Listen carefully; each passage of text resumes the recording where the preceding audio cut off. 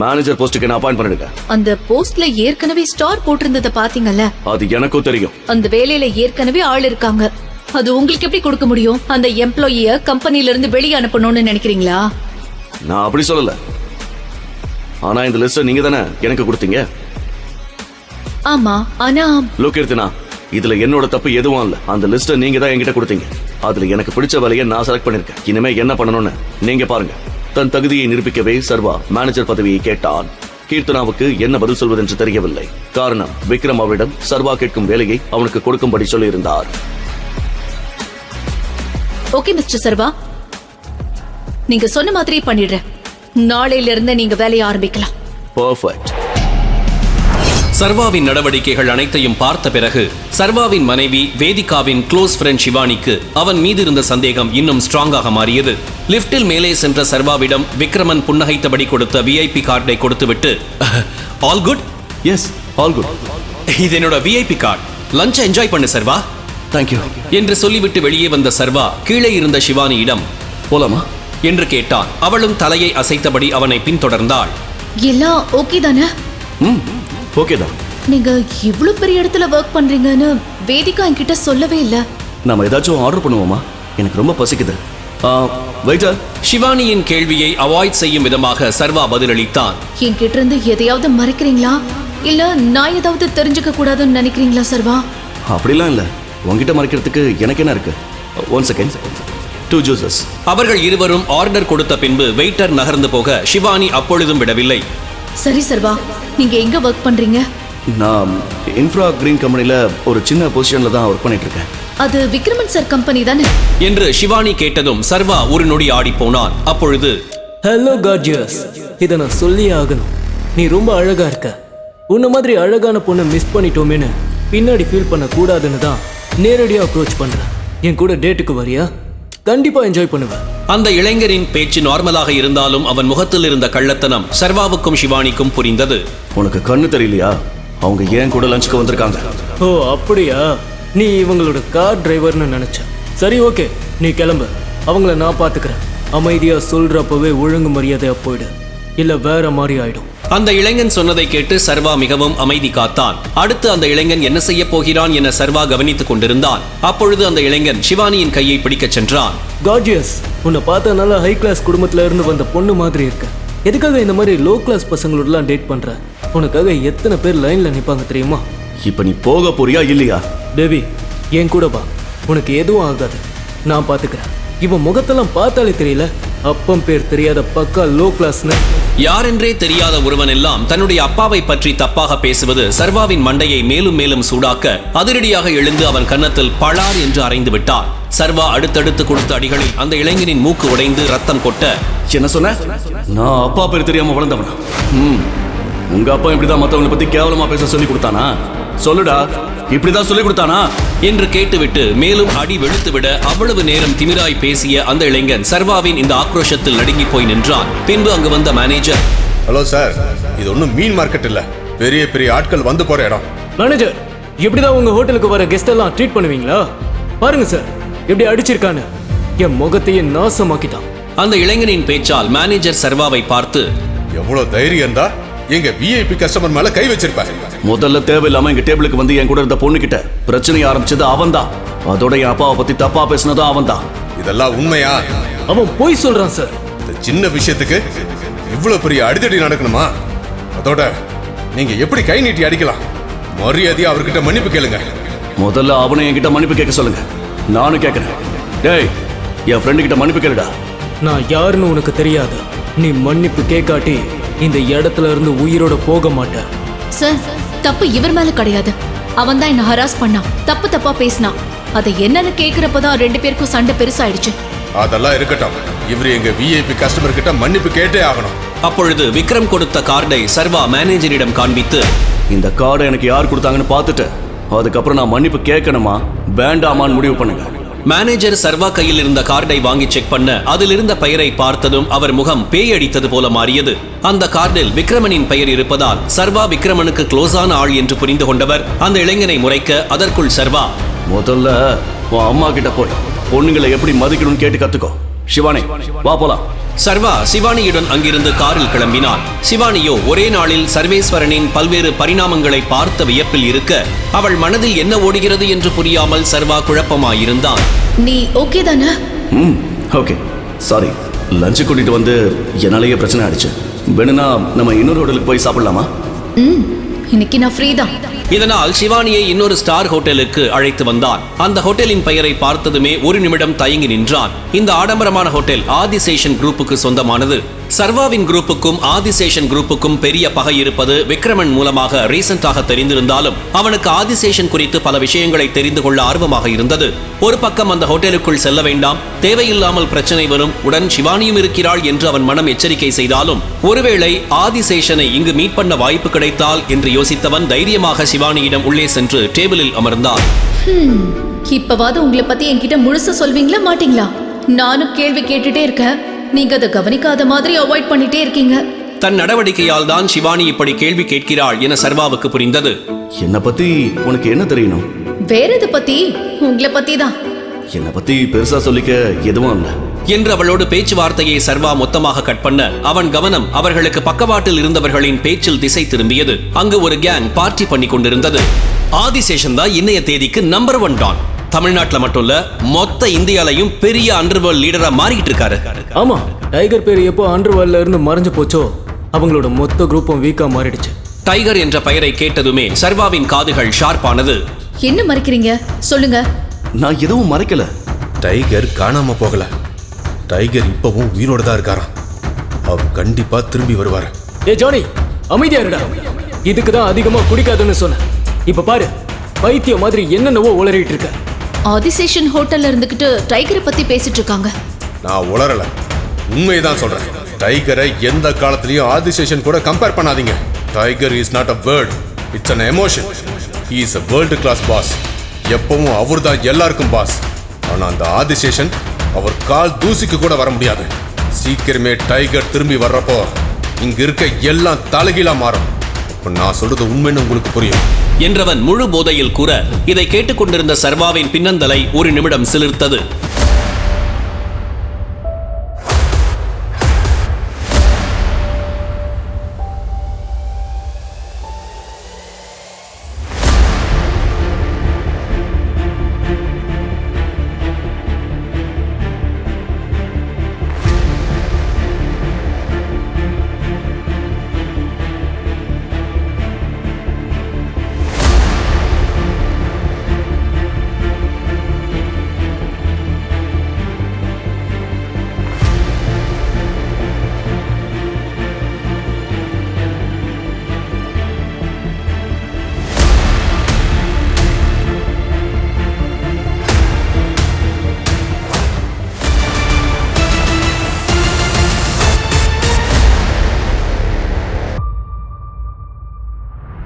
நீ யாருக்கும் ப்ரூவ் பண்ணணும்னு அவசியம் இல்ல. That's it. விக்ரம் சார், இன்னைக்கு கரிகாலனுக்கு வந்த டவுட் நாளைக்கு வேற யாரோ ஒருத்தருக்கு வரதுக்கு முன்னாடி நான் யாருன்னு நிரூபிக்கிறேன்.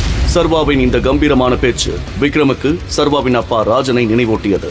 அதோடு இதன் பிறகு நடப்பதெல்லாம் கடவுளின் செயல் என பெருமூச்சு விட்டார் விக்ரம். இதை கேட்டுக்கொண்டிருந்த கரிகாலனுக்கு கோபம் தலைக்கேறியது. அடுத்து 1 மணி நேரத்தில் கரிகாலனுக்கு சொந்தமான பிரம்மாண்ட பாக்ஸிங் ரூமில் சர்வா வந்து நிற்க அங்கு ஆஜானுபாகுவாக ஊரே பயந்து நடுங்கும் கரிகாலன் பாக்ஸிங் ரிங்குக்குள் வந்து நின்றார். பவுன்சர்களை விக்ரம் வெளியில் இருக்க சொல்லிவிட்டு ரிங்கிற்குள் சர்வா, கரிகாலன் மற்றும் விக்ரம் மட்டுமே அங்கிருந்தனர். ஏய் சர்வா, நல்லா யோசிச்சுக்கோ. இது வரைக்கும் இந்த ரிங்ல நான் தோத்ததே இல்ல. ஏன்னா இது வரைக்கும் நீங்க ராஜனோட மகன் என்ன ஃபேஸ் பண்ணதில்லை. விக்ரம், நீ யார் மேல பெட் பண்ண போற?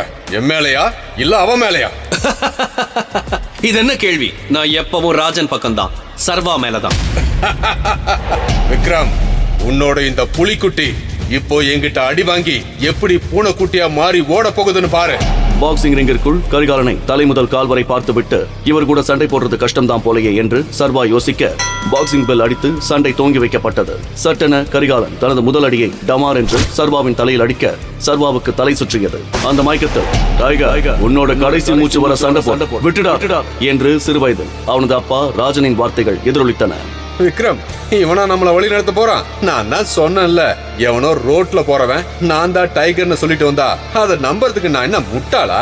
கமான், அடுத்து கரிகாலன் சர்வாவின் முகத்தில் குத்த அதில் சுதாரித்துக் கொண்டு சர்வா தப்பித்து முறைத்து நின்றான். அடுத்து கரிகாலன் அடிக்க வர சர்வா அதை லாவகமாக எதிர்கொண்டு பதிலுக்கு கரிகாலன் முகத்தில் ஒரு குத்து விட்டான். அதை பார்த்து விக்ரம் ஆச்சரியமானார். அடுத்து சர்வாவின் ஒவ்வொரு அசைவும் விக்ரம் மற்றும் கரிகாலனுக்கு சர்வாவின் தந்தை ராஜனை நினைவூட்டின. அப்பொழுது விக்ரம், கரிகாலா, சர்வா கிட்ட அடி வாங்காம இந்த சண்டையில தோத்துட்டேன்னு ஒத்துக்கோ. இதை நான் யார்கிட்டயும் சொல்ல மாட்டேன். விக்ரமின் பேச்சு கரிகாலனுக்கு எரிச்சல் ஊட்ட வெறியில் மீண்டும் சர்வாவை அடிக்க போனார்.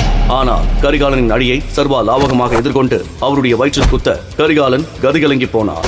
மேலும் அடுத்த சில வினாடிகளில் சர்வாவின் லெப்ட் ரைட் என மிரள வைக்கும் அடியால் கரிகாலன் கீழே நிலை தடுமாறி விழுந்தார். அதன் பின் சர்வா கெத்தாக நிற்க கரிகாலன் எழ முடியாமல் தடுமாறினார். அப்பொழுது விக்ரமை பார்த்து கரிகாலன், விக்ரம், உனக்கு இப்ப சந்தோஷமா இருக்குமே? ஏய் சர்வா, நீ யாருக்கிட்ட கத்துக்கிட்ட? எங்க வாதியார்கிட்ட தான். சரி, என் கூட இன்னைக்கு நீ பார்ட்டி பண்ற. மொத்த செலவும் என்னோடது. கரிகாலா, இப்படி எல்லாம் கேட்க கூடாது. டைகர் சார் என் கூட பார்ட்டி பண்றீங்களான்னு மரியாதையா கேட்கணும். டைகர் சார் என் கூட பார்ட்டி பண்றீங்களா? ஓகேவா விக்ரம்? ரைட். சொல்லு விதிகா. சர்வா, என்னோட பேரண்ட்ஸ் ஊர்ல இருந்து வந்துட்டாங்க. அவங்களுக்கு எல்லா விஷயமும் தெரிஞ்சிருச்சு. உன்னை பார்க்கணும்னு சொல்றாங்க. எங்க இருந்தாலும் கிளம்பி வீட்டுக்கு வா. இப்பவே வா. அதுக்கு எதுக்கு நீ ஷாக் ஆகுற? நீ பண்ணதுக்கு அனுபவி. சார், என் மாமனார் மாமியார பார்க்க போறேன். என்னால உங்க கூட இன்னைக்கு ஜாயின் பண்ணிக்க முடியாது. சர்வா, உனக்கு கல்யாணம் ஆயிடுச்சா? இத பத்தி நீ சொல்லவே இல்லையே. அது ஒரு பெரிய கதை. நான் இன்னொரு நாள் சொல்றேன் கரிகாலன். டைகர், எல்லாம் ஓகே தானே? அப்போ சூர்யா கிட்ட நீ வந்துட்டேன்னு சொல்லிடுறேன். இப்போதைக்கு சர்வா திரும்ப வந்துட்டாருன்னு சொல்ல வேண்டாம். சூர்யா எப்பவும் போல பண்றத பண்ணட்டும். ஓகே, நான் கிளம்புறேன்.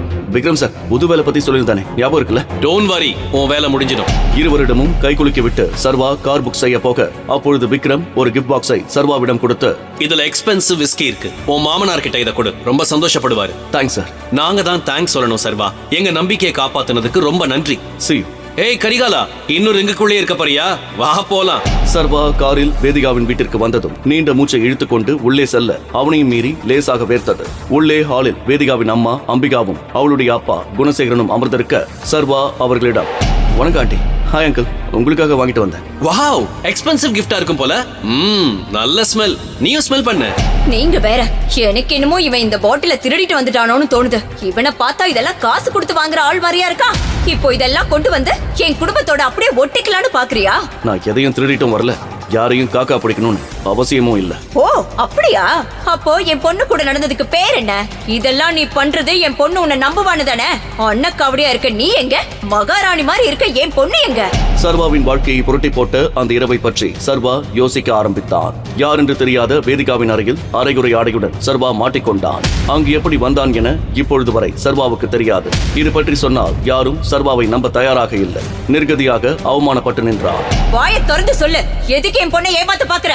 Ambika, cool down. சர்வா, நீயும் உட்காரு. நடந்த எல்லா விஷயத்தையும் கேள்விப்பட்டோம். அன்னைக்கு என்ன நடந்துச்சுன்னு என் பொண்ணுக்கும் தெரியல. உன்கிட்ட இருந்து எந்த பதிலும் இல்ல. தப்ப சரி பண்ண முடியாது. சோ பெரியவர் முடிவு பண்ணபடி நீங்க 2 பேரும் சேர்ந்து வாழ்றதா கரெக்ட். யாருமே இல்லாத தனக்கு வேதிகா எதிர்பாராமல் கிடைத்த இந்த உறவை தக்க வைத்துக் கொள்ள வேண்டும் என முடிவெடுத்து விட்டான் சர்வா. அதோடு தான் மிகப்பெரிய கேங்ஸ்டர் கூட்டத்தின் தலைவன் டைகர் என்ற ரகசியமும் இங்கே இருக்கும் யாருக்கும் தெரிந்துவிடக் கூடாது என்பதில் தீர்க்கமாக இருந்தவன் எந்த சூழ்நிலையிலும் நிதானம் இழந்துவிடக் கூடாது என்று மனதிற்குள் உறுதி எடுத்துக் கொண்டான். நீ என்ன வேலை பாக்குற சர்வா? நான் ஃபுட் டெலிவரி பாயா ஒர்க் பண்ணிட்டு இருந்தேன் அங்கிள். ஆனா இன்னைக்கு அந்த வேலையும் போயிடுச்சு என்று சர்வா சொல்ல அம்பிகா கோபமாக சர்வாவை பார்த்தாள். ஆனால் குணசேகரனுக்கு சர்வாவின் வெளிப்படைத்தன்மை பிடித்திருந்தது. ஓகே, ஆனா நீ வேற ஏதாவது ஒரு பெரிய வேலையா தேடிக்க பாரு. அப்பதான் உன்னால எங்க பொண்ணுக்கு சமமா இருக்க முடியும். சரி, நீ கிளம்பு. சர்வா அங்கிருந்து கிளம்ப அதற்குள் அம்பிகா கோபமாக, எவ்வளவு திமிரா போறான் பாருங்க. மனசுல ஓவர் கான்பிடன்ஸ். பாக்கெட்ல 10 ரூபாய் இல்ல, இதுல ஏதோ காட்டுக்கே டைகர்னு நினைப்பு. இவனுக்கெல்லாம் எவன் வேலை தருவான்? யாரும் எனக்கு வேலை தர மாட்டேன்னு சொல்ல போறதில்ல. எனக்கு ஏத்த வேலை நிச்சயமா கிடைக்கும். சோ என்ன நினைச்சு ரொம்ப கவலைப்படாதீங்க. இவன் திமிர பாத்தீங்களா? சர்வா கோவத்தை காட்டாமல் பொறுமையாக, அப்போ எனக்கு ஒரு வேலை கிடைச்சிருச்சுன்னா உங்க பொண்ணை கல்யாணம் பண்றதுக்கு தகுதியானவன்னு ஒத்துப்பீங்களா ஆண்டி? எனக்கு நம்பிக்கை இருக்கு. உங்களுக்கு? பாரு எவ்வளவு கான்பிடென்ட்டா இருக்கா. இந்த வெட்டி பேச்சு கொண்டு குறைச்சல் இல்ல. நாங்க வேலைக்கு போகணும்னு சொன்னதும் கிடைச்ச ஏதாவது ஒரு வேலைக்கு போயிடலான்னு தப்பு கணக்கு போடாத.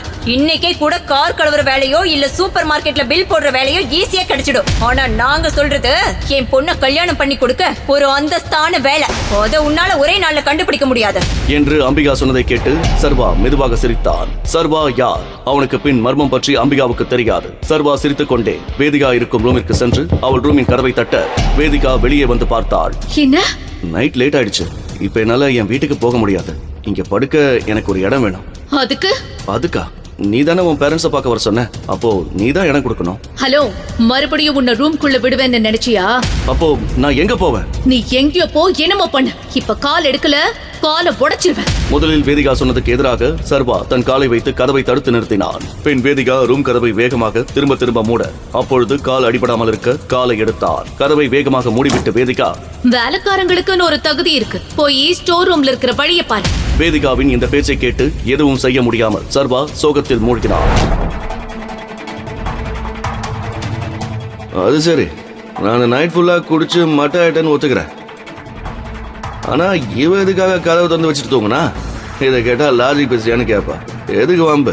இதுக்கு மேல இங்க நின்னா நமக்கு தான் அசிங்கம் என்று முடிவெடுத்த சர்வேஷ் வேதிகா சொன்னது போல சர்வன்ஸ் ரூமுக்கு வந்தான். நல்ல வேளையாக ஒரு பெட் காலியாக இருந்தது. அட்லீஸ்ட் இதாவது கிடைச்சதே என்ற நிம்மதியுடன் அந்த பெட்டில் படுத்தவன் அடுத்த நிமிடம் தூங்கிவிட்டான். அன்று ஒரு நாளில் அவன் வாழ்க்கையில் நடந்த பல்வேறு சம்பவங்களால் அவன் பாதிக்கப்பட்டிருந்தாலும் அதையெல்லாம் நினைத்து அவன் பெரிதாக அலட்டிக் கொள்ளவில்லை. அடுத்த நாள் காலை எழுந்து சீக்கிரமாக தயாரான சர்வா முதல் வேலையாக விக்ரமின் ஆபீஸுக்கு வந்தான். ஆனால் அவனை பார்த்த ஆபீஸ் செக்யூரிட்டி அவனை தடுக்கிறான். நில்லுப்பா, நீ பாட்டுக்கு உள்ள போனா என்ன அர்த்தம்? அவனுக்கு சர்வா பதில் சொல்வதற்குள் ஒரு விலையுயர்ந்த கார் உள்ளே வந்தது. அதிலிருந்து இறங்கினான் தீரஜ். சர்வாவை பார்த்த தீரஜ், அட, இது யாரு? பெரிய வீட்டு மாப்பிள்ளையா? உனக்கு இங்க என்னடா வேலை? ஏ செக்யூரிட்டி, இவனை உள்ள விட்ட விக்ரம் சார் உன் சீட்டை கிழிச்சிருவாரு. கண்ட கழிசடைங்க எல்லாம் வந்து போறதுக்கு இது ஒன்னும் கவர்மெண்ட் பஸ் ஸ்டாண்ட் இல்ல. உனக்கு ஒரு ஃப்ரீ அட்வைஸ் சொல்லவா? முதல்ல உன் ஸ்டேட்டஸ் என்னன்னு புரிஞ்சுக்க, அதுக்கு தகுந்த மாதிரி ஆசைப்படு. அதை விட்டுட்டு பறக்கிறத பிடிக்கிறேன்னு இருக்கிறதையும் விட்டுறாத. இல்ல, நான் தெரியாம தான் கேக்குறேன், உன் அப்பா விக்ரம் சாருக்கு கார் ஓட்டுனாருன்றதுக்காக அவர் சொத்துல பாதி உனக்கு எழுதி வச்சிருவாரா? நீ எப்பவும் டெலிவரி பாய் தான். தீரஜின் பேச்சை கேட்டு சர்வாவுக்கு கோபம் வந்தது. அவன் நினைத்திருந்தால் தீரஜின் முகத்தில் தன்னுடைய பாக்ஸிங் திறமையை காட்டி அவனது திமிரான பேச்சுக்கு பதிலளித்திருக்கலாம். ஆனால் அவன் அப்படி செய்யவில்லை. அதற்கு பதிலாக தன் போனை எடுத்து விக்ரமுக்கு போன் செய்யலாம் என்று நினைத்தான் அவன்.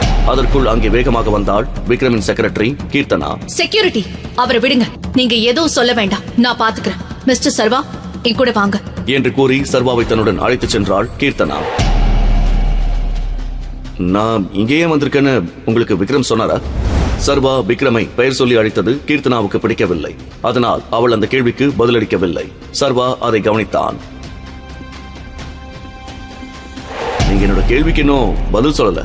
கீர்த்தனா அமைதியாக ஒரு பேப்பரை சர்வாவிடம் கொடுக்கிறாள். சர்வா அந்த பேப்பரை வாங்கி பார்க்கிறான். அந்த பேப்பரில் மேனேஜர் கேட்டகரியில் இருந்த பதவிகளுக்கு முன்னால் ஸ்டார் சைன் போடப்பட்டிருந்தது.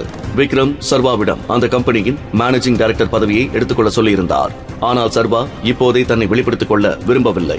இதுல ஸ்டார் போட்டிருக்கே, அதுக்கு என்ன அர்த்தம்? ஸ்டார் போட்டிருந்ததுன்னா அந்த ஜாப்ல ஏற்கனவே ஆளுங்க இருக்காங்கன்னு அர்த்தம். அதுக்கு இப்ப ஆளுங்க தேவையில்ல. நீங்க டீ குடிக்கிறீங்களா இல்ல காஃபியா? மேனேஜர் போஸ்டுக்கு என்ன அப்பாயிண்ட் பண்ணிடுங்க. அந்த போஸ்ட்ல ஏற்கனவே ஸ்டார் போட்டிருந்தத பாத்தீங்கல்ல? அது எனக்கும் தெரியும். அந்த வேலையில ஏற்கனவே ஆள் இருக்காங்க. அது உங்களுக்கு எப்படி கொடுக்க முடியும்? அந்த எம்ப்ளாயிய கம்பெனில இருந்து வெளியே அனுப்பணும்னு நினைக்கிறீங்களா? நான் அப்படி சொல்லல. ஆனா இந்த லிஸ்ட் நீங்க தானே எனக்கு கொடுத்தீங்க. ஆமா, ஆனா லோகீர்த்தனா, இதுல என்னோட தப்பு எதுவும் இல்ல. அந்த லிஸ்ட் நீங்க தான் என்கிட்ட கொடுத்தீங்க. அதுல எனக்கு பிடிச்ச வேலையை நான் செலக்ட் பண்ணிருக்கேன். இனிமே என்ன பண்ணணும்னு நீங்க பாருங்க. தன் தகுதியை நிரூபிக்கவே சர்வா மேனேஜர் பதவியை கேட்டான். கீர்த்தனாவுக்கு என்ன பதில் சொல்வதென்று தெரியவில்லை. காரணம், விக்ரம் அவரிடம் சர்வா கேட்கும் வேலையை அவனுக்கு கொடுக்கும்படி சொல்லியிருந்தார். ஓகே மிஸ்டர் சர்வா, நீங்க சொன்ன மாதிரியே பண்ணிடுறேன். நாளையில இருந்து நீங்க வேலையை ஆரம்பிக்கலாம். பெர்ஃபெக்ட் என்று ஸ்டைலாக சொல்லிவிட்டு அங்கிருந்து போகிறான். கேபினில் இருந்து வெளியே வந்த சர்வாவை எரிச்சலுடன் பார்க்கிறான் தீரஜ். சர்வாவுக்கு அவன் தகுதிக்கு மீறி மரியாதை கொடுக்கப்படுவதாக நினைத்தான் அவன். சர்வா கம்பீரமாக அவனை கடந்து போவதை கடுப்பாக பார்த்துக் கொண்டிருந்தான் அவன். ஆபீஸில் இருந்து வீட்டுக்கு வந்த சர்வாவிடம் அவன் மாமியார், மாமனார், வேதிகா யாருமே ஒரு வார்த்தை கூட பேசவில்லை. வேண்டாத விருந்தாளி போலதான் அவனை பார்த்தார்கள். அதை பற்றியெல்லாம் கவலைப்படாமல் எப்போதும் போல சர்வன்ஸ் ரூமுக்கு போகிறான் சர்வா. மறுநாள் காலை விக்ரம் கொடுத்த செக்கை எடுத்துக்கொண்டு பணம் எடுக்க பேங்குக்கு வருகிறான் சர்வா. சார், நான் கொஞ்சம் கேஷ் வித்ட்ரால் பண்ணணும். ஆனால் அவன் துரதிருஷ்டம், சர்வாவை எப்போதும் மட்டம் தட்டி அவமானப்படுத்தும் பாஸ்கர் தான் அன்று கவுண்டரில் இருந்தான். டெலிவரி பாயாக இருந்தபோது அவனுக்கு பலமுறை பார்சல் கொண்டு வந்து கொடுத்திருக்கிறான் சர்வா. இப்போது சர்வா செக்குடன் வந்திருப்பதை பார்த்து பாஸ்கருக்கு சந்தேகமாக இருந்தது. செக் யாரோடது? உன்னோடதா? இந்த பேங்க்ல பெரிய அமௌண்ட் மட்டும் தான் எடுக்க முடியும்னு உனக்கு தெரியாதா? தெரியும். என்னோட செக் அமௌண்ட்டும் கொஞ்சம் பெருசுதான். இங்க கவுண்டர்ல எடுக்க முடியாது. அதான் மேனேஜரை பார்க்கணும். இதை கேட்ட பாஸ்கர் சிரிக்கிறான். அதுக்கு அவசியம் இருக்காது. செக்கை என்கிட்ட காட்டு. சர்வா செக்கை அவனிடம் கொடுக்க, செக்கில் எழுதப்பட்டிருந்த 50 கோடி என்ற தொகையை பார்த்த பாஸ்கர் கோபத்துடன் அதை சுக்குநூறாக கிழிக்கிறார். ஏய், உனக்கு என்ன பைத்தியம் பிடிச்சிருக்கா? செக்யூரிட்டி, இவனை இப்பவே கழுத்தை பிடிச்சு வெளியே தள்ளுங்க. போலி செக் கொண்டு வந்து கொடுத்து பேங்கை ஏமாத்தலான்னு பாக்குறான். இவனை எல்லாம் போலீஸை கூப்பிட்டு உள்ள தள்ளணும். இழுத்துட்டு போங்க. சர்வா சொல்வதை காதில் வாங்காமல் செக்யூரிட்டி சர்வாவை பிடித்து இழுக்க, அதை பார்த்து எல்லோரும் கேலியாக சிரிக்கிறார்கள். அப்போது அதிகாரமாக ஒரு குரல் கேட்கிறது. என்ன நடக்குது இங்கே? அது கரிகாலனின் குரல். கரிகாலனை பார்த்த சர்வா அலட்சியமாக பாஸ்கரை பார்க்கிறான். கரிகாலன் கோபமாக அவர்களை நோக்கி வருகிறார். சாரி சார், நீங்க இந்த டைம்ல இங்க வருவீங்கன்னு எனக்கு தெரியாது. இவன் போலி செக் கொடுத்து எங்களை ஏமாத்த பார்த்தான். அதான் விசாரிச்சுட்டு இருந்தேன். அவனை விடுங்க. செக்யூரிட்டிகள் சர்வா மீதிருந்து கைகளை எடுக்கிறார்கள். கரிகாலன் சர்வாவை அழைத்துக் கொண்டு பேங்க் மேனேஜர் அறையை நோக்கி நடக்க, பாஸ்கரும் அவர்களை பின்தொடர்கிறான். அதை கவனித்த கரிகாலன் திரும்பி பார்த்து பாஸ்கரை முறைக்கிறான். நான் உன்னை வர சொன்னேனா? No sir. கரிகாலனின் பார்வை பாஸ்கருக்கு நடுக்கத்தை வரவழைக்கிறது. அதே நேரத்தில் கோபத்தில் கரிகாலன் தான் யார் என்று காட்டிக் கொடுத்து விடுவாரோ என்று பயந்தான் சர்வா. இவர் ஏதாவது தப்பு பண்ணியிருந்தா அதை பத்தி மேனேஜருக்கு சொல்ல வேண்டியதுதான் உன்னோட வேலை. உன் தகுதிக்கு நீயே நடவடிக்கை எடுக்க கூடாது. அப்புறம் உன் வேலைக்கு பிரச்சனை ஆகிடும். புரிஞ்சுதா? Yes sir. சர்வா, கரிகாலன் இருவரும் மேனேஜரின் அறைக்குள் நுழைகிறார்கள். அவர்கள் வந்ததை கவனிக்காமல் மேனேஜர் கம்ப்யூட்டரில் வேலை செய்து கொண்டிருக்க, கோபத்தில் கதவை வேகமாக மூடுகிறார் கரிகாலன். திரும்பி பார்த்த மேனேஜர் கரிகாலனை பார்த்ததும் அதிர்ச்சியுடன் எழுந்து நிற்கிறார். கரிகாலன் சார், நீங்களா? ஏதாவதுனா என்ன கூப்பிட்டுருக்கலாமே. ப்ளீஸ் உட்காருங்க. சர்வா, கரிகாலன் இருவரும் அவருக்கு எதிரே அமர்கிறார்கள். அவர் எதிரே நின்று கொண்டே பணிவாக பேசுகிறார் மேனேஜர். சொல்லுங்க சார், என்ன செய்யணும்? நான் ஒரு வேலையா வந்தேன். ஆனா வெளியில நடந்த காமெடிய பார்த்தது அதை பத்தி உங்ககிட்ட பேசணும்னு தோணுச்சு. சொல்லுங்க சார். இவர் யாருன்னு உங்களுக்கு தெரியுதா? சர்வாவை குழப்பமாக பார்த்த மேனேஜருக்கு முதலில் அவன் யார் என்று தெரியவில்லை. சட்டென்று சர்வாவின் கையில் அணிந்திருந்த மோதிரம் அவர் கண்ணில் பட்டதும் அதிர்ச்சியில் நிற்க முடியாமல் அவர் கால்கள் நடுங்குகிறது. கடவுளே, இவரு நம்ம டைகரா? சர்வா அருகில் வருகிறார் மேனேஜர். இவருக்கு என்ன தெரியுமா? இவர் யாரு? நீங்க சேர்மனா இருக்கிற ஹவுஸ் ஆஃப் டைகர் சாம்ராஜ்யத்துல தான் இவரும் வேலை செய்யறாரு. சர்வாவால் இதை நம்பவே முடியவில்லை. பாஸ்கர் யாருக்காக வேலை செய்தானோ அந்த மேனேஜர் சர்வாவுக்காக வேலை செய்கிறார். மேனேஜர் சர்வாவின் முன்னால் கைகோப்பி நிற்கிறார். டைகர், முதல்ல என்ன மன்னிச்சிருங்க. நீங்க இங்க வந்து ரொம்ப நேரமாச்சா? நான் உங்களுக்கு என்ன செய்யணும்? முதல்ல இப்படி ரியாக்ட் பண்றதை நிறுத்துங்க. இப்போதைக்கு உங்களுக்கும் இவருக்கும் தவிர வேற யாருக்கும் நான் டைகர்னு தெரியக்கூடாது. Okay sir. டைகர், உங்களை பார்த்ததுல ரொம்ப சந்தோஷம். நீங்க வந்துட்டீங்கல்ல, இனி நாங்க தைரியமா இருப்போம். நம்ம எதிரிங்களுக்கு ஒரு பாடம் கத்து கொடுக்கலாம். அதெல்லாம் அவரு பார்த்துப்பாரு. ஆனா அதுக்கு முன்னாடி நீங்க உங்களோட வேலைக்காரங்களுக்கு ஒரு பாடம் கத்து கொடுக்கணும். நான் கத்து கொடுக்க ஆரம்பிச்சேன்னா என்ன ஆகும்னு உங்களுக்கு தெரியும் என்று சொன்ன கரிகாலன் பாஸ்கர் செய்த அனைத்தையும் சொல்ல மேனேஜர் கோபமடைகிறார். அதே நேரத்தில் ஒரு ரகசியமான இடத்தில் சர்வாவுக்கு எதிரான ஒரு பயங்கரமான சதி திட்டம் தீட்டப்பட்டுக் கொண்டிருந்தது. ஹிந்தி பட வில்லன் மாதிரியான தோற்றத்தில் படு ஸ்டைலாக இருந்த ஒரு மர்ம நபருடன் மிக நெருக்கமாக இருந்தால் அந்த கவர்ச்சியான இளம்பெண். இப்பதான் இன்ஃபர்மேஷன் வந்துச்சு. Tiger has return. அந்த இளைஞன் சிகரெட் பிடித்தபடி யோசிக்கிறான். அந்த கவர்ச்சியான இளம்பெண் தன் துப்பாக்கியை எடுக்கிறாள். முடிச்சிடவா? வேண்டாம், இப்பதானே வந்திருக்கான், கொஞ்சம் விளையாடட்டும். ஆட்டத்தை ஆரம்பிச்ச உடனேயே முடிச்சிட்டா இன்ட்ரெஸ்ட் இருக்காது. நேர வரும்போது சொல்றேன், குறி வச்சா தப்ப கூடாது. டைகர். பாஸ்கர், என்ன வேலை பண்ணி வச்சிருக்க? உடனே கேபினுக்கு வா என்று பாஸ்கரை வர சொல்லி உத்தரவிட்டார். எதுக்கு உள்ள கூப்பிடுறாரு என்று யோசித்துக் கொண்டே உள்ளே சென்ற பாஸ்கர், ஏன் சார் வர சொன்னீங்க? Any problem? ப்ராப்ளமா? நீ பண்ணது தான்டா ப்ராப்ளம். யார கேட்ட அவரோட செக்க கிழிச்ச? உனக்கு ஏதாவது அறிவு இருக்கா? ஐயோ சார், நீங்க தான் அவனை தப்பா புரிஞ்சுட்டு இருக்கீங்க. அவன் ஒரு சாதாரண டெலிவரி பாய். அவன் எனக்கு நல்லா தெரியும். என்கிட்டயே ஃபேக் செக் கொடுத்து ஏமாத்த பார்த்தான். அத கிழிச்சு போட்டான். பாஸ்கர் சொன்னதை கேட்டு சர்வா கைகளை கட்டிக்கொண்டு அவனை பார்த்து சிரித்தான். ஒன்றதெல்லாம் பண்ணிட்டு போய் வர சொல்றியா? அந்த செக்கை யார் கொடுத்ததுன்னு தெரியுமா? இந்த ஊரிலேயே மிகப்பெரிய பிசினஸ் மேன் விக்ரமன். அவர் கொடுத்து விட்ட செக்கை தான் இப்படி அறிவுகட்டத்தனமா கிழிச்சு போட்டிருக்க என்று அதீத கோபத்தில் மேனேஜர் கத்தவும் பாஸ்கருக்கு இதய துடிப்பே நின்று விட்டது.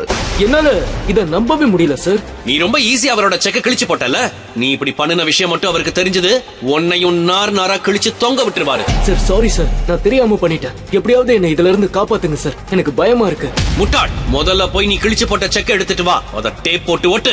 சார் எப்படி சார் பாசிபிள்? முடியாதுன்னா உனக்கு இங்க வேலை இல்ல. இன்னைக்கு நான் உன்னை ஃபயர் பண்றேன். கிளம்பு. ஐயோ சார், நான் பண்றேன் சார். 1 மினிட் என்று கூறி வேகமாக கேபினுக்கு ஓடி வந்து கீழே கிடந்த கிழிந்த செக்கை பொறுக்கி அள்ளினான். சர்வா அமைதியாக நடப்பதையெல்லாம் பார்த்துக் கொண்டிருந்தான். பின் வேகமாக உள்ளே வந்த பாஸ்கர் தான் கிழித்து போட்ட அனைத்தையும் டேபிள் மீது வைத்தான். சின்ன சின்ன பீஸாக கிடந்த அதை எப்படி ஒட்டுவது என்றே அவனுக்கு புரியவில்லை. அதை ஒட்டுவதற்கு டேப்பை எடுத்துக்கொண்டு, கடவுளே, என் வேலையை நீதா காப்பாற்றணும் என்று மனதிற்குள் வேண்டியபடி ஓரக்கண்ணில் சர்வாவையும் அவ்வப்போது பார்த்தபடி அந்த செக்கை ஒட்ட ஆரம்பித்தான்.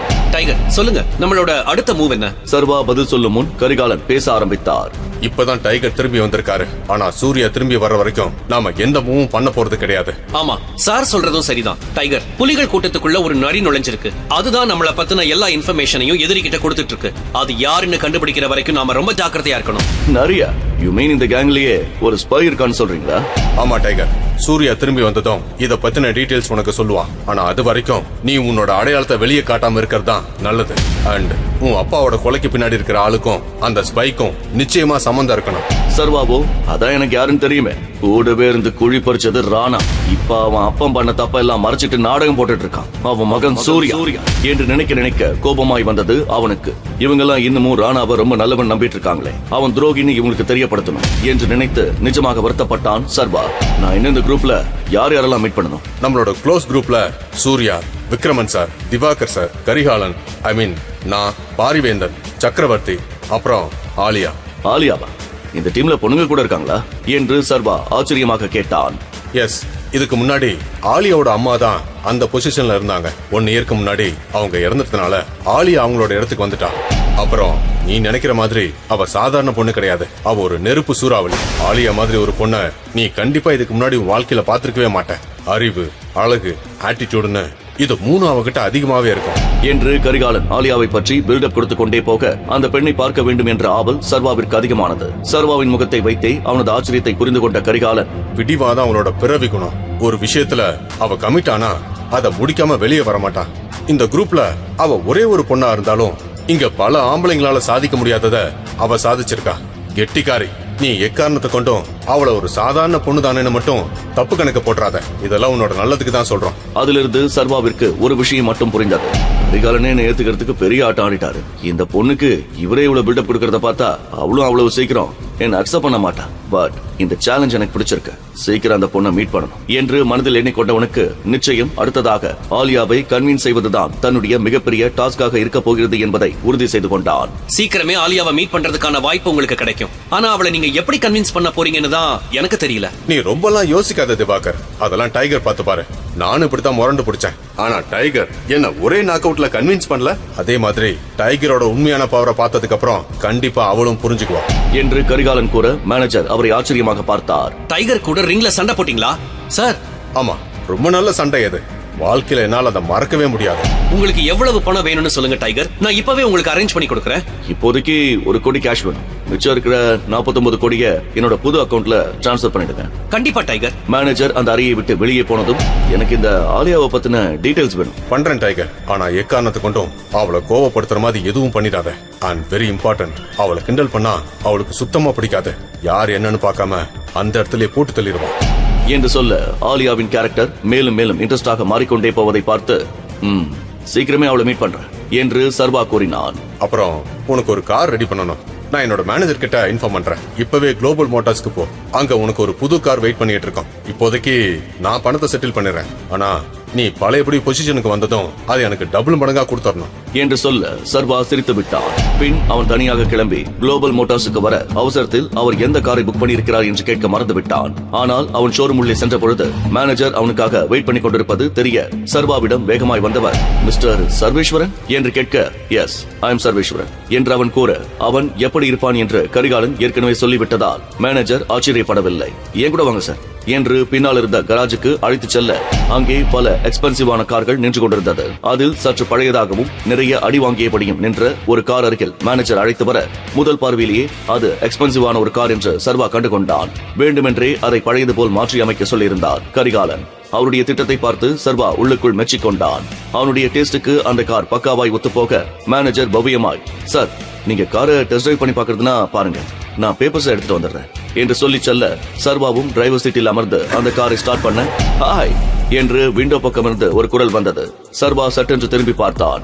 அங்கு வேதிகாவின் பெஸ்ட் ஃப்ரெண்ட் ஷிவானி நின்றிருந்தாள். சிவப்பு நிற கிராப் டாப், காதில் சின்னதாக டைமண்ட் ஸ்டட், தோளில் சீலிங் பேக் என ஆள் வெஸ்டர்ன் ஸ்டைலில் அட்டகாசமாக இருந்தாள். விக்ரமனின் பார்ட்டியில் அவளும் வேதிகாவும் மிகவும் நெருக்கமாக இருப்பதை சர்வா கவனித்திருந்தான். ஆனால் வேதிகா சர்வாவை அவளுக்கு அறிமுகம் செய்து வைக்கவே இல்லை. பார்ட்டி முழுவதும் தன்னை ஷிவானி சந்தேக கண்களோடு பார்ப்பதை சர்வா நன்றாகவே நோட்டீஸ் செய்திருந்தான். அவள் சர்வாவை பார்த்த விதம் மிகவும் விசித்திரமாக இருந்தது. ஹே, நீங்க வேதிகாவோட ஃபியான்சி சர்வா தானே? நீங்க இந்த காரை வாங்க போறீங்களா? உங்களுக்கு என்ன தெரியுமா? என்ன சார் ஒண்ணுமே தெரியாத மாதிரி கேக்குறீங்க? நான் வேதிகாவோட பெஸ்ட் ஃப்ரெண்ட். உங்களை பத்தி எனக்கு தெரியாம இருக்குமா? முதல்ல நான் கேட்ட கேள்விக்கு பதில் சொல்லுங்க. நீங்க கார் வாங்க வந்திருக்கீங்களா? என்னால நம்பவே முடியலையே. வேதிகா நீங்க ரொம்ப புவர்னு சொன்னா, ஆனா நீங்க எப்படி இங்க இருக்கீங்க? ஆஹா, இவகிட்ட வாயை கொடுத்து என் வாழ்க்கைய புண்ணாக்கிக்க கூடாது. ஆமாங்க, நான் போறதான். இது என்னோட கார் இல்ல, என் பாஸோடது. அவர் புக் பண்ணதை எடுத்துட்டு போகதான் நான் வந்திருக்கேன். நிஜமாவா சொல்றீங்க? என்ன பார்த்தா பொய் சொல்ற மாதிரி இருக்கா? அப்படி இல்ல. சரி, நம்ம ஒண்ணு பண்ணலாம். நான் இப்பவே வேதிகாக்கு போன் பண்ணி இங்க வர சொல்றேன். என்ன பண்றீங்க நீங்க? அதான் சொல்றேன்ல, இது என் பாஸ் காரணம். அது எதுக்கு வேதிகா பார்க்கணும்? அவளை எதுக்கு டிஸ்டர்ப் பண்ணிக்கிட்டு? ஓகே. அவளுக்கு நான் கால் பண்ணாம இருக்கணும்னா நீங்க எனக்கு ட்ரீட் கொடுக்கணும். ஓகேவா? என்று சொல்லிவிட்டு அவளும் காரில் ஏறி அமர்ந்தாள். அவள் பேசும் விதமும் அவளது நடவடிக்கைகளும் வித்தியாசமாக இருந்தாலும் சரி வாங்க என்று கூறினான் சர்வா. அதே நேரம் மேனேஜரும் காரின் டாக்குமெண்டோடு வந்துவிட பேப்பர் ஒர்க்கை எல்லாம் முடித்துவிட்டு சர்வா சிவானியோடு அங்கிருந்து கிளம்பினான். அவளை நேரடியாக விக்ரமனின் விஸ்தார ஹோட்டலுக்கே அழைத்துச் சென்றான் சர்வா.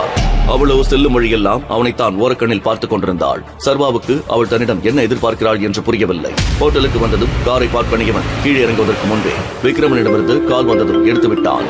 என்னாச்சு டைகர்? நம்ம ஹோட்டலுக்கு வெளியே உன் கார் நிக்குது, ஒன்னும் பிரச்சனை இல்லையே? பிரச்சனை எல்லாம் எதுவும் இல்ல அங்கிள். என் ஃப்ரெண்டு கூட லஞ்ச் சாப்பிட வந்திருக்கேன். ஓகே, நீ மேல என்னோட ஆபீஸ்க்கு வா. நான் உனக்கு என்னுடைய விஐபி கார்டை கொடுக்குறேன். So both of you can get a VIP treatment. Okay uncle என்று சர்வா போனை கட் பண்ணியவன் சிவானியிடம் தனக்கு ஒரு முக்கியமான வேலை இருக்கிறது, அதை முடித்துவிட்டு வருகிறேன் என்றவன் விக்ரமின் ஆபீஸுக்கு சென்றுவிட சிவானி அவனுடைய ஒவ்வொரு செயலையும் நுணுக்கமாக கவனித்தாள். லிப்டில் சர்வா அழுத்திய ஃப்ளோர் பட்டனை வைத்தே அவன் விக்ரமின் ஆபீஸுக்கு தான் செல்கிறான் என்று அவளுக்கு புரிந்து போக சிவானிக்கு சர்வா மீது இருந்த சந்தேகம் மேலும் அதிகமானது. நிஜமாவே இந்த சர்வீஸ்வரன் யாரு? அவன் ஏதாவது உண்மையை மறைக்கிறானா என்று தண்ணியை கேட்டுக்கொண்டாள். 20 வயதில் பணக்கார காலேஜ் ஸ்டூடெண்டாக இருந்த ஜானி இன்னொரு லார்ஜ் லிக்கரை உள்ளே தள்ளினான். அவன் பேச்சில் தெரிந்த உறுதி சர்வாவை ஈர்த்தது. என்ன இருந்தாலும் டைகர் டைகர் தான். இந்த மொத்த இந்தியாலையும் அவனை மிஞ்ச யாருமே கிடையாது. அவர்கள் பேசிக் கொண்டிருந்ததை கவனித்த ஷிவானி சர்வாவிடம், இப்பெல்லாம் எங்க பார்த்தாலும் டைகரை பத்தி தான் பேசிட்டு இருக்காங்க. இத பத்தி நீ என்ன நினைக்கிற சர்வா?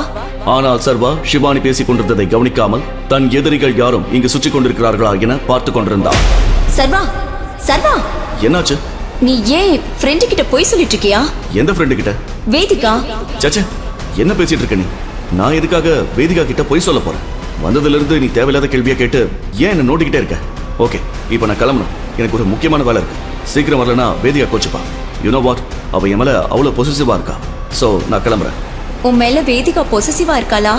நான் என்ன லூசா நீங்க சொல்றதெல்லாம் நம்புறதுக்கு? அவளுக்கு உங்களை பார்த்தாலே பிடிக்காது. நீங்க என்ன பண்ணாலும் எங்க இருந்தாலும் அவ கண்டுக்கவே போறதில்ல. இதுல நீங்க லேட்டா வர்றதுக்கு அவ கோபப்பட போறாளா? அதெல்லாம் கப்பல்ஸ்குள்ள 1000 இருக்கும். எல்லாத்தையும் உங்ககிட்ட ஷேர் பண்ண முடியாது. இப்ப நான் உடனே கிளம்பி ஆகணும். வா, உன்னையும் டிராப் பண்ணிடுறேன் என்று சொன்ன சர்வா சிவானியை அழைத்துக் கொண்டு ஹோட்டலை விட்டு வெளியேறினான்.